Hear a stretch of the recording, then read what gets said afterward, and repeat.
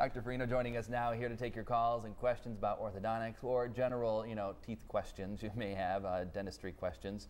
The number to call is 793-WKTV, 793-WKTV. And while we wait for some phone calls, it's summertime, so the kids are going to be outside. They're going to be playing, and if they're like me when I was a kid, I was on my little BMX, and I was trying to do jumps and stuff. Yeah, right. And you could easily fall off and knock out a tooth. Yeah, I never knocked out a tooth, at least that way, but it has happened.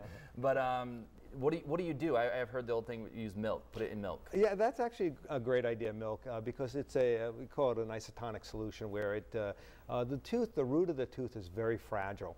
Okay. And that's the key that one has to remember. When you do pick up a tooth that has been, we call it avulsed or lost from the mouth, grab it only by the crown, the enamel part of the tooth, the biting end of the tooth. Yeah, if you touch the root, it jeopardizes we call it the periodontium on that. So you should be very, very careful with that.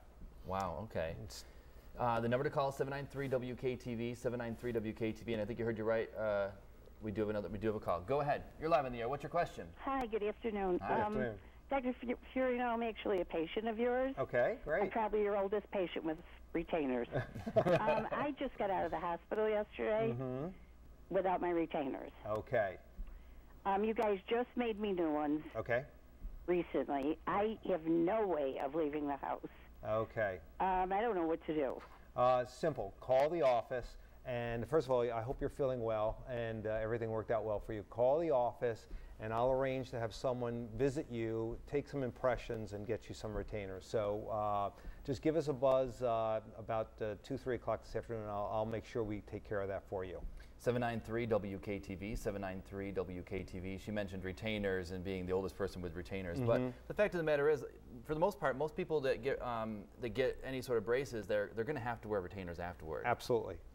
Retainers, especially in adults, the teeth tend to want to wander over time.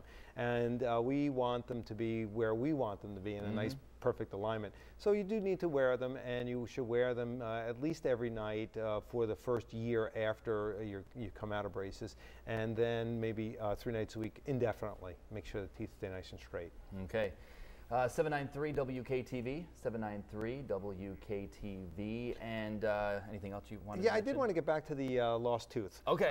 Because that's important, because there is the issue where you could put it in milk if the tooth is lost, and that keeps it from drying out. One can also actually, if it's a younger child, you don't want to do this, but if it's a teenager, they can actually store the tooth in their cheek.